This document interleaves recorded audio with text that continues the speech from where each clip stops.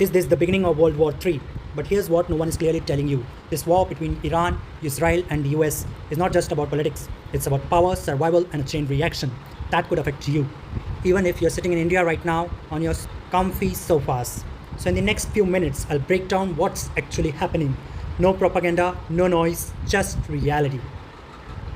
So, we'll start up with the questions one by one and focus on every aspect of it and what is the world leading to currently. So here we begin. A major war began 28th Feb 2026 with US and Israel strikes on Iran. The Times of India says Iran retaliated with missiles on Israel and US bases. According to The Guardian, the conflict has already spread to Lebanon, including Hezbollah and across the region. For the very latest, Israel is planning a buffer zone in southern Lebanon. What is a world war? A world war requires multiple global powers fighting each other directly.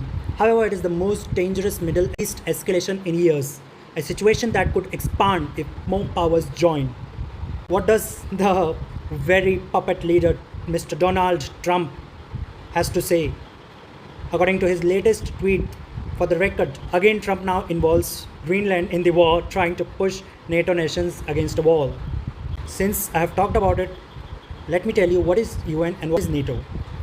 UN can pass resolutions but can't enforce strongly without major power agreement. NATO, not directly involved in this war, doesn't directly involve a NATO member attack.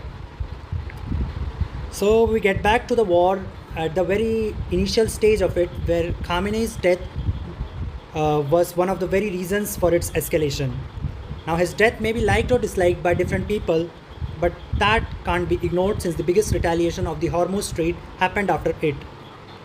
Now coming on to the main problem, how is India related to this situation? So I'll tell you basically the four major points related to it. First is the oil and fuel crisis. Second is the economic impact. Third are the Indians in the Gulf. And the fourth, the government stance in this situation. If we talk about the oil and fuel crisis, Strait of Hormuz disruptions have led to fuel prices rising in India with scarcity in various parts of the nation since we heavily depend on Middle East for oil and gas.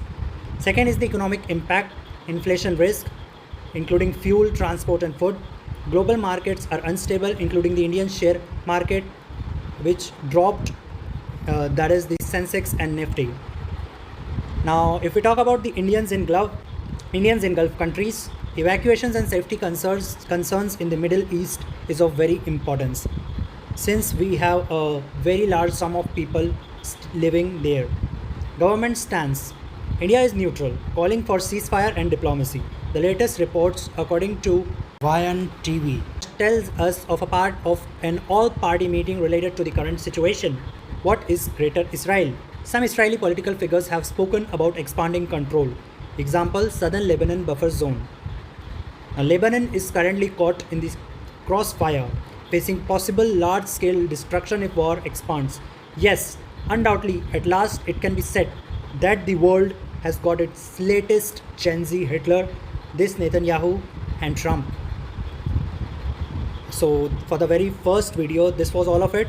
And if you like it, please like it, leave a comment so that I know that I have to continue doing so forward. And ask me anything if you want, like if you want more of it or the continuation of this series and others, please do let me know. Thank you.